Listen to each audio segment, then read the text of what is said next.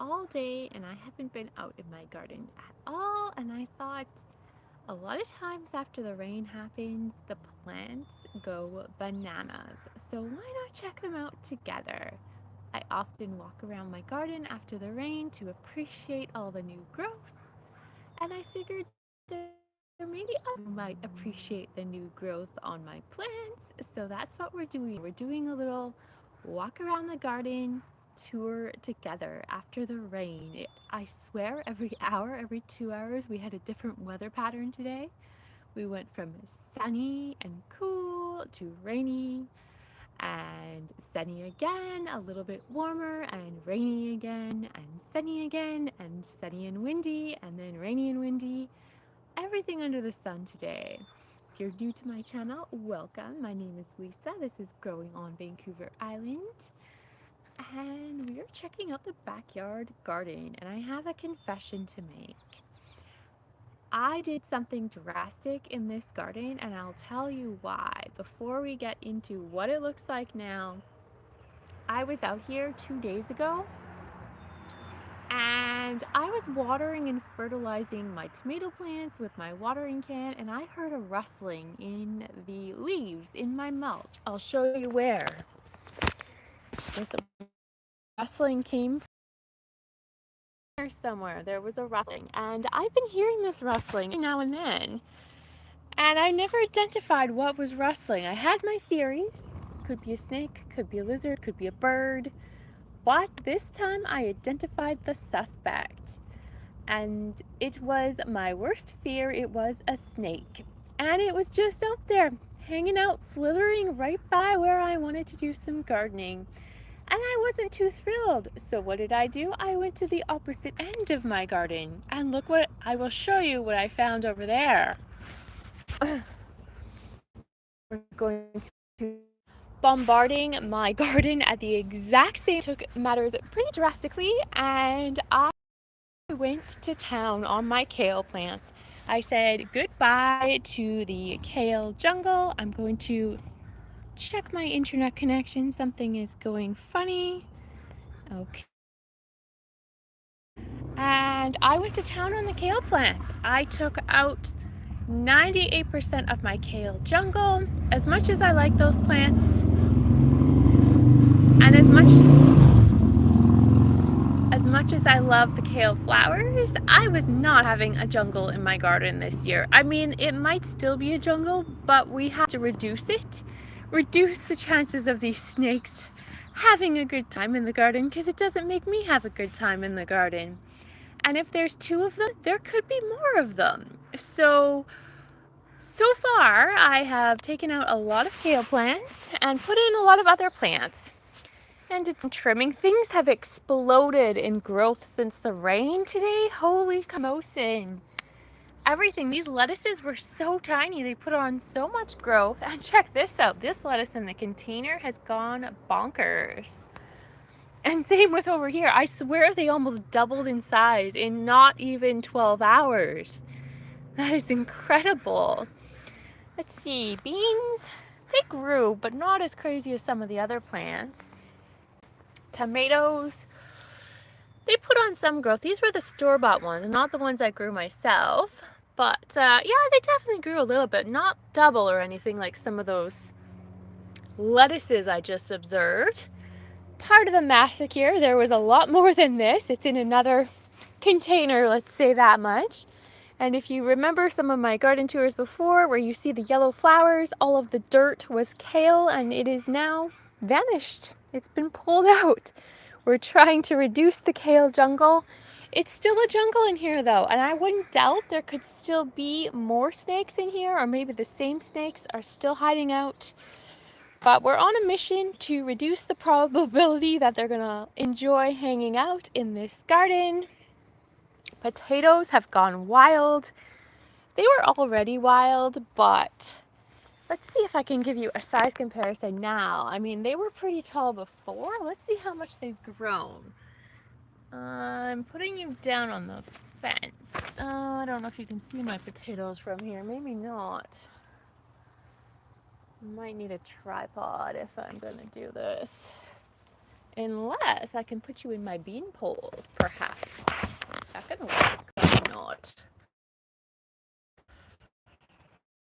Let's see. Oh, gardening. Nah, it's not gonna work. We'll just try to do a overview. Let's do that. The potatoes are absolutely crazy. This is gone wild. I think the tallest one, now, I think I'm gonna have to step right into here if I want a size comparison. This is wild, wild. And let me tell you, I am still afraid that there could be snakes in this area too. I am probably going to start pulling these potatoes soon, but let's see. Oh my, holy doodle. The tallest plants I would say are way past, well, just a bit past my hips now. I'm 5'4", so I don't know, 3 feet? Maybe taller than 3 feet tall? Crazy. Crazy growth. And they're just starting to flower. The one over here, which I feel like might have been a Russian blue, something like that, starting to. And guess what? They're a pale blue color. That's kind of coincidental. Maybe that's why they called it Russian blue. I thought it was because the potatoes are bluish purple. But apparently they have bluish. I did normal people things today. And holy Christ, my God. Oh my goodness. This is like just like the potatoes. The tallest ones are past my hips, pretty much. That is crazy. Rain does wonders for plants in the garden. Absolutely crazy. We were en route to check out the tomatoes, but I had to check the garlic first. And let's keep going. This is, whoa, this was my biggest. And my sunflower exploded too. Holy doodle. My biggest tomato plant here, these are homegrown ones that started in the winter time. It grew. I wouldn't say it exploded though, like some of the other plants. Like some of them are gone crazy. Yeah, this is kind of interesting. Now I'm really curious how this cabbage is doing. It grew too. It was already pretty big, but let's do a little size comparison. Like this is crazy. And my crocosmia flowers, that is a whole other story of craziness. They are so lush and massive. They're no joke, probably 4 feet tall. I've never seen them this tall before in the garden. So bonkers. I have to say, we've had a lot more rain this June than we've had probably in years, being realistic. So that's probably why everything is so huge and lush. I mean, there's ups and downs to lots of rain, but this is the result so far. And interestingly, the peas are really slow this year, but check out the flowers. They're so beautiful. And yes, these are edible. I did a taste testing pea flower taste test in one of my flower tasting videos, and let's have another one. They're just so beautiful, and I love eating flowers. And they taste like a fresh pea from the plant. You don't have to wait for the peas. I ate a flower and I'll eat a pea. And let me tell you, it's going to be the same flavor, no difference. Yep, exactly. No difference. This is more juicy. That's pretty much the only difference between the pea flower and the pea. Not like the chicken and the egg. There's a big difference there. Let's have another pea. Peas are just starting to ripen now. And these are potted peas, but I'd like to eat the whole thing usually. Why not? It's just extra fiber, really. And fiber is your friend. Most definitely. And let's see what else is happening in the garden. Sunflowers are going crazy. More garlics. Lots and lots of garlic everywhere. Doing really well. I've actually harvested, I'm going to say about 15 to 20 cloves. It hasn't got scapes yet, but I have over 70 in this garden. which is going to be overwhelming. So I decided to start early, start delivering these crops to my parents, who I give a lot of stuff to. I eat them too, but it's a lot of garlic for somebody to eat. So, my peas over here definitely have lots of flowers. And I actually have not tried the white pea flowers. I'm assuming they taste identical, but let's give it a try. I've only tried the pink and purple ones. I would assume there's no difference, but let's find out. A white flower pea test. There is a slight difference. Overall, still tastes like a pea, but it's more mild. The other one is more, boom, it's your pea flavor. This is like a more subtle, it's your pea flavor. Yeah, it's good though. I like it. And we have a few remaining kale. Can't remember, but I don't think I've told you guys about some of my planting experiments. This is a honeydew. No, it's not. Yes, it is. It's an early dew honeydew melon. I have never been successful growing these in all my years of gardening. I've only tried a couple times, sometimes from seed, sometimes from starter plants. But I decided to give it one last try. This year, I have starter plants. There are 2 of them here, and we'll see how it goes. I put them right beside this hole, which I can fill with water when it's really dry out. This goes a foot or half a foot, maybe about a foot into the ground. I fill it as much as I can to the top with water, and then it does a nice deep watering. It's really a nice little tool that was free from a local construction site. And let's see what else is going on in this garden. Lots. We have mint here, gone bananas, mixed with raspberries, which are not flowering, but I do have other raspberries flowering. A lot of chives and flowers. I need to take care of this. This is a whole other problem. I'm dealing with it. It's a work in progress. We have a little cucumber plant that looks like it has powdery mildew. We're going to remove this leaf. Don't really want that on there. Probably should have used some pruning shears, but that's okay. It still works. And what else do we have going on? So what I did on this side of the garden in regards to the the 2 snakes we talked about earlier. I was inundated the other day by snakes in this garden, and then I went on a kale rampage removing.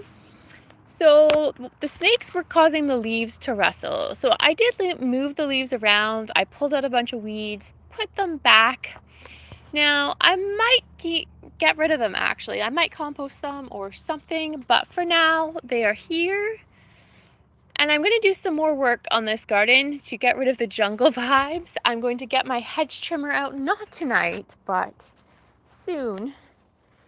And I'm planning to give these boxwoods another trimming. I wasn't going to do it right now, but the snakes have been my motivation to get my butt in gear and do a lot more trimming and getting it less like a jungle. I do not love snakes, and it's probably up to me to keep this in a much less jungle-like state so the snakes don't find it so inviting. I don't mind if Mr. Lizard visits, but I'm not interested in the slithery ones visiting.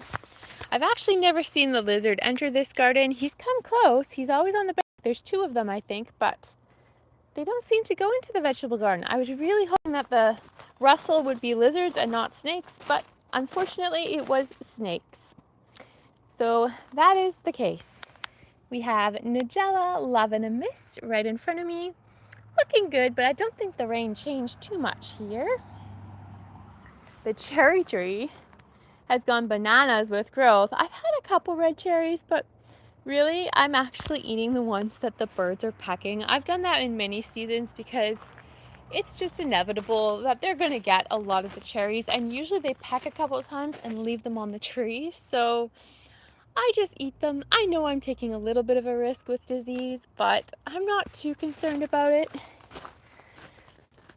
there are, you can see the birds have been nibbling right there. But there's a few good ones in here anyways. I'll tackle those a little bit later. They're just starting to ripen, and I probably should actually, ooh, not bad over here, but there definitely are quite a few bites taken by the sneaky little birds. So I'll look at those a little later more carefully. The raspberries, the bees have done such a good job on these raspberries. They've been pollinating like nobody's business over here. So many raspberries. This is going to be a good raspberry season for this bush, but probably not the ones in my vegetable garden. It's really interesting. Every plant has their season, and this season these guys are the stars, and the other ones are taking a seat in the backstage environment. Everyone has their turn to shine.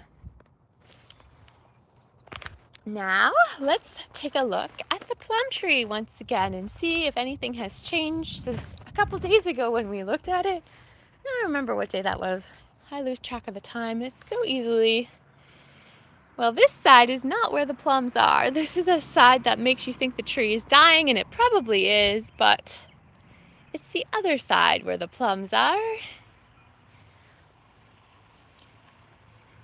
We can start to see evidence of plums pretty soon as we walk around the tree.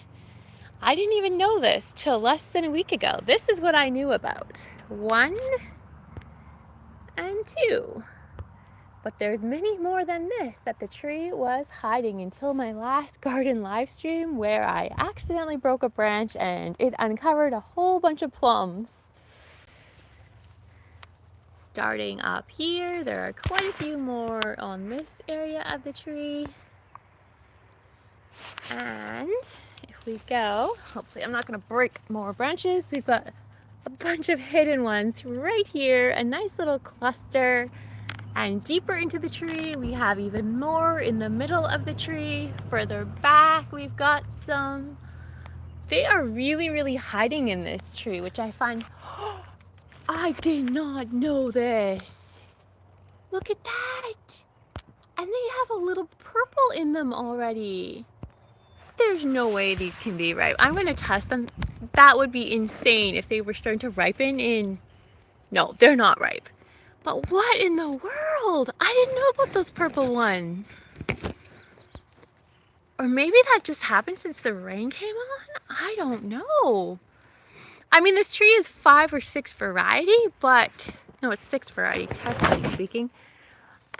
I didn't know that there were purple already. Normally they don't change colors so early. This is kind of odd. More plums at the back.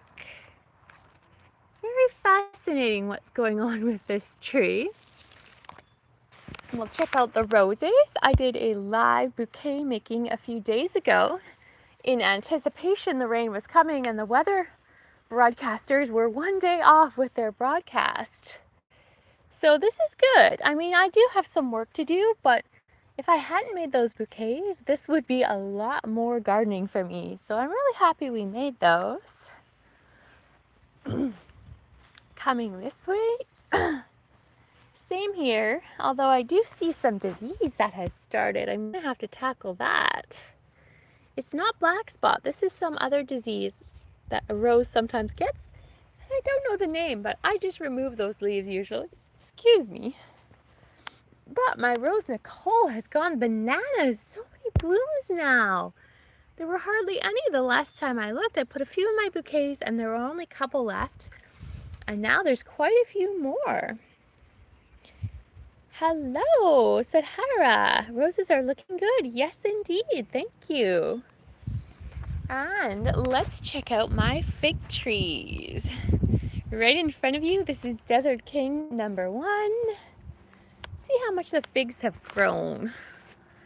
I'd say a little bit, but nothing substantial since the rain. I have a feeling they prefer heat versus the wet weather. Even though they need moisture to grow, I still think the figs actually prefer the heat versus the cooler, wet weather. But there's quite a few figs on these trees. And next, we are going to check out my coconut ice peach tree, which is right behind. Do a little spin, not too fast. Now, this tree had a very bad case of peach leaf curl, and it is 99% gone.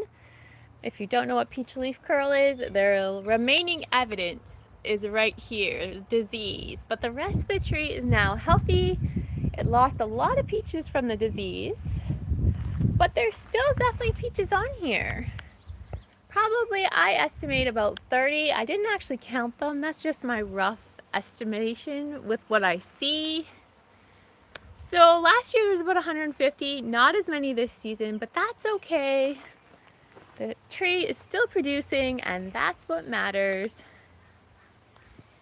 So take a look at these red poppies. So gorgeous. I put some in my bouquets I made, and there's still plenty here on the bushes. And we have an oriental poppy that is not open right now. And these foxgloves are really loving their life in this little cottage garden. They love the gray sward that is underneath them. They seem to be friends in the garden. And some pansies, still looking pretty good considering it's June. Usually pansies would be well faded by now in this area. And we have more oriental poppies here. I believe this is called Queen Elizabeth or Queen Elizabeth Louise, if anyone's interested in the variety, if I'm not mistaken. And some Shasta daisies, a little thinner than maybe the last time you saw this, depending when that was. And these pansies are looking stunning still with their vibrant colors, so beautiful. And one of my roses in this garden is open, and this rose has a history I'm going to tell you about. I didn't realize this rose was still here, and I want to tell you the story of this rose. It is so beautiful, almost black in color. It's like a dark burgundy red, but really has the black vibes. So what happened with this rose? This was a rose I picked up at a yard sale, actually. It was in a container, which I have in my front garden. We won't be looking at it today. And I actually only wanted to buy the container, but I saw the rose was in it, and I love roses. So I was like, okay, well, that's all right. And I think she said she wanted, was it either $5 or $10? I think it was $10 for the container with the rose. And I thought, okay, well, that's not too bad. It's a nice ceramic container, not this one, but it's similar to this one. I have it in my front garden. I thought that's a pretty good price considering you're getting a rose and a ceramic container. And there's more to it though. She told me the story of the rose and why she had it. And it was actually a memorial to someone very close to her that had just passed away, but she was moving and she couldn't take the container and the rose with her. So I promised I would take really good care of the rose. So fast forward a few years, let's say we planted it first. And at the time she couldn't tell me what the rose was. Now this was the most unique rose. I'll show you the flowers again. What I noticed with this rose very quickly is I nicknamed it the chameleon rose, just like the chameleon lizard, and I'll tell you why. What happened with that rose was I noticed there were so many different colors in it. It started that sort of dark burgundy red, it went even darker to a very blackish color, and then sometimes there were pretty much fuchsia pink flowers that popped up all on the same flower plant. And I literally considered it my chameleon rose because it would constantly be giving me these different color blooms. And I think in the end I tried to identify it, and it might be, I can't remember what the name was. Anyways, it was very difficult to look after this rose. It was always full of disease. It's actually not bad now. But what happened was, after years of trying to keep this rose healthy, I gave up. I basically took my pickaxe, this big ass pickaxe in my garage, and went to town on the rose. and put it on Facebook Marketplace for free. I said, if you want this rose, come and get it. It's in a garbage bag. Somebody in my local area picked it up, and I thought I was done with it. I thought that rose was gone. That was like about 4 or 5 years ago now that I gave it away. I had forgotten that I had taken a bunch of cuttings and put them all over my garden, and some of them survived, and that is one of them. So this rose lives on in my garden. Even though in the end I had given it away for free, it's still here. What's the word? Not lifestyle. I can't think of the word I'm looking for. There's literally a bee buzzing in my ear. The tale of the rose. That was a memorial rose that is here to stay. It's going to be remembered in this garden. Whether I'm here or not, the rose will be here unless somebody else chooses to get it a new home. For now, it's going to be a legend in this garden. The chameleon rose, a legend. Hello, crystals, pets, and plants. Welcome. I just told a story about this legendary rose I have in my garden that I call the chameleon because it's always changing colors, and I tried to give it away. I did give it away, but I forgot I had propagations, and the legend of the rose remains in this garden. So, lots of Shasta daisies, and what was buzzing in my ear was is it still here? There was a big bumblebee, might have deserted now, in this foxglove that was buzzing while I was looking at the roses. But you know what? Now that the rose is blooming once again, I actually think it's so fitting for this garden. It looks so elegant with the dusty millers and all the lush oregano and the chives. I think it fits now in the garden. It didn't before, but now it does. And the Shasta daisies. Thank you. What else should we check out this evening? How about my 9-bark? I'm sure some of you have already seen this. It is pretty much in full bloom, and it is just one of my favorite garden plants. It is so beautiful. These leaves are literally almost black. Like, they're a dark purple, but you could pretty much call them black. This plant is so drought tolerant. I never water it, like pretty much ever. We've had 40 degrees Celsius summers, and it thrives. It doesn't seem to matter. Dry, heat, hot sun, infertile soil. If you have those conditions, this plant will be very happy. And the wind is just picking up once again. It is typically very windy on Vancouver Island in June, and this year is no different. We are getting lots of wind. Had a couple power outages, or maybe more than a couple, in the last week or two. I actually don't mind. I love windstorms. I don't mind power outages most of the time. It kind of makes things a little more exciting. So that is just typical life on Vancouver Island. Lots of blueberries starting to form. This plant is actually doing really, really well this season. Hasn't had this good of a season in a while. But I'm assuming it's the rain because blueberries love moisture. It had a good flower session, and the pollinators must have done a good job because there's definitely a lot of blueberries this season, which is so nice. I'll tell you another story. When I was a child, I actually hated blueberries. I despised them until my parents planted blueberry bushes in our garden. And the difference in taste, I had never tried a homegrown blueberry before they grew them, was insane. Like, I literally thought it was a different fruit. They are so much better homegrown. I can't say that for every fruit and vegetable. Some of them aren't that different in flavor from a store-bought in the grocery store fruit or vegetable versus your home garden, but blueberries are one. Hello, full gardening. Welcome to my Vancouver Island backyard garden. Blueberries are one fruit that the difference is substantial in flavor from homegrown versus grocery store. If you've never tried a homegrown one, highly recommend it. It is like a different fruit compared to a grocery store one. And here we have my apple tree gone bonkers. I've been thinning these every couple of days, if not sometimes every day. I don't do a thorough thinning, but I've taken a lot off and there are still so many. Last year I had about 500 apples between this tree. Hello, Fart Sack Jack.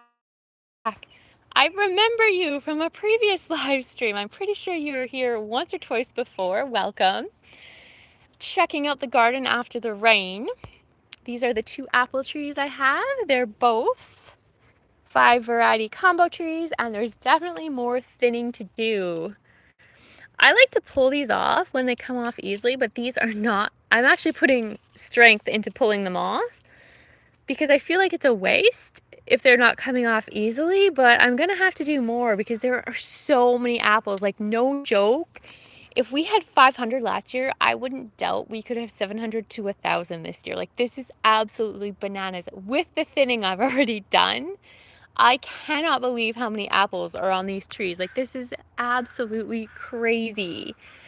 And I give a ton of apples away, and I inundated a lot of people that I know with apples, like more apples than most people can handle. So, yeah, I do have more thinning to do. Like, literally, this tree is plastered in apples. It is absolutely bananas. I mean, technically it's apples, but I like to say bananas instead of other slang words.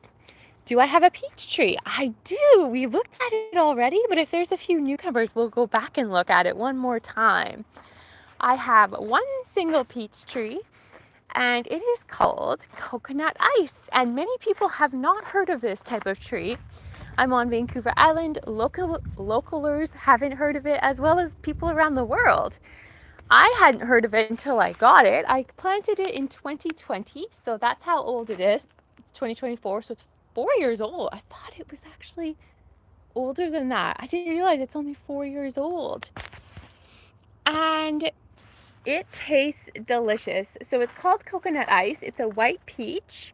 Last year produced 150 of the most delicious peaches. Absolutely crazy. And if I was to describe the flavor, it basically tastes like, if you think of the most exotic tropical drink with the essence of peach, that is exactly how I would describe the peach tree. Your peach tree has a ton of peaches. We've been picking so far, so good. Awesome. This tree has suffered this year. Last year was a great season. This season won't be as good. It had a really bad case of peach leaf curl. It's about 99% gone. I treat it organically, but you can see remnants of it right there. The rest of the tree is pretty healthy overall, but unfortunately it lost a lot of peaches with the disease. There's probably 30 left-ish, 20 to 30, maybe 40. I don't really know. I didn't count. I'm just guessing.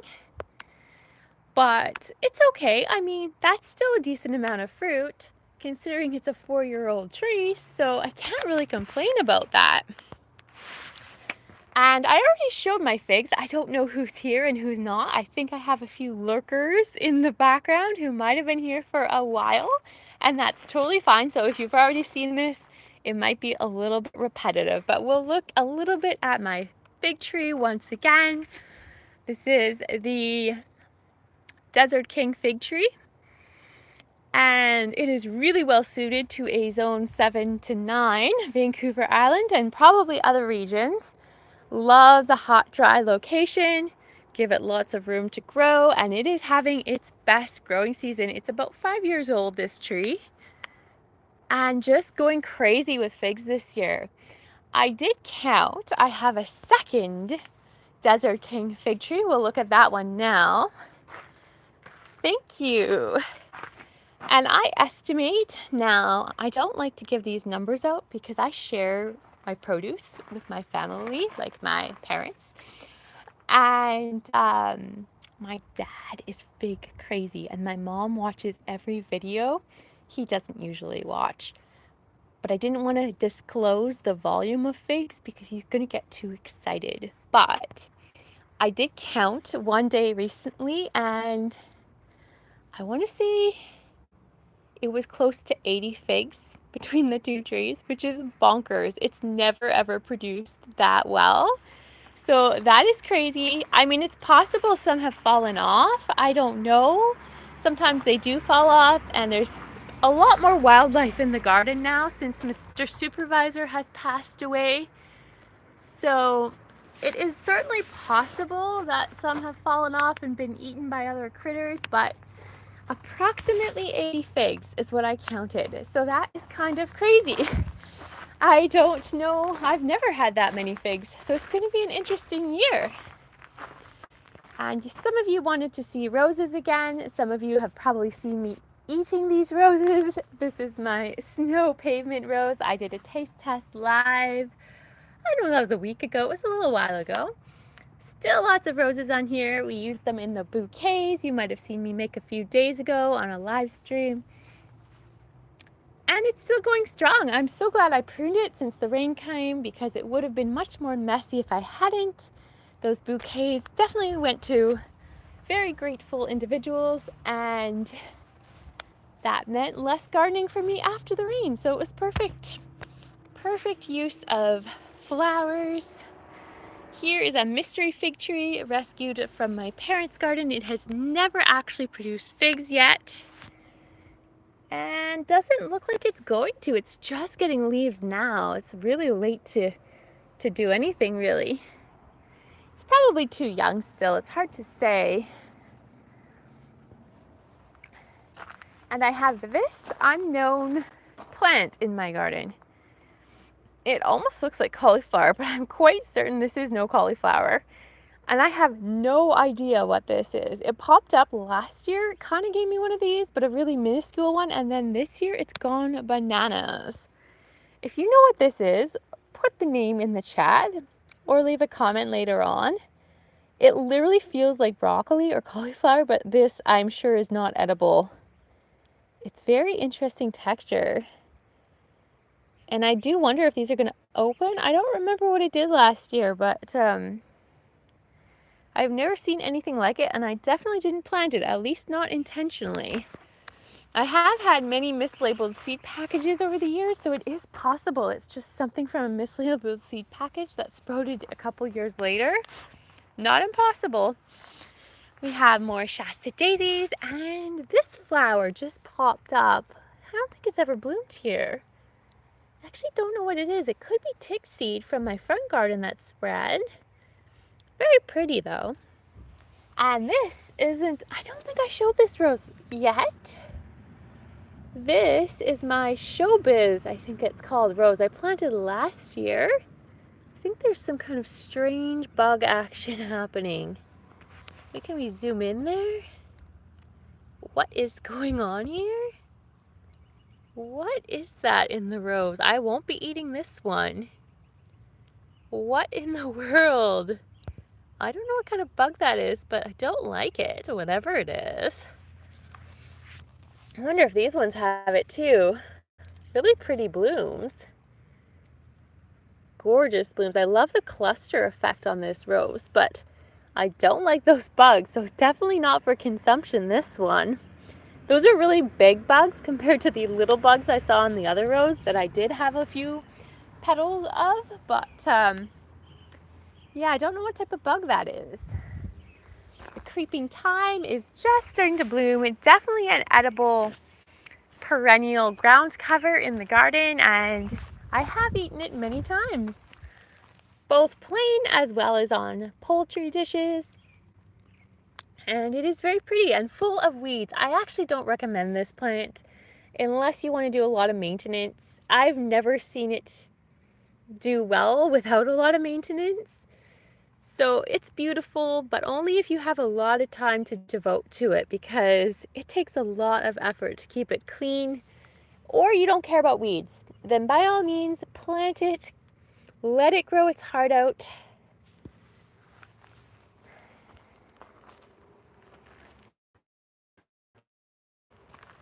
Let's check out some more blueberry bushes. This one here, this was what I called my confused blueberry bush. It has blueberries, but really not doing as well as that other one I showed you for sure.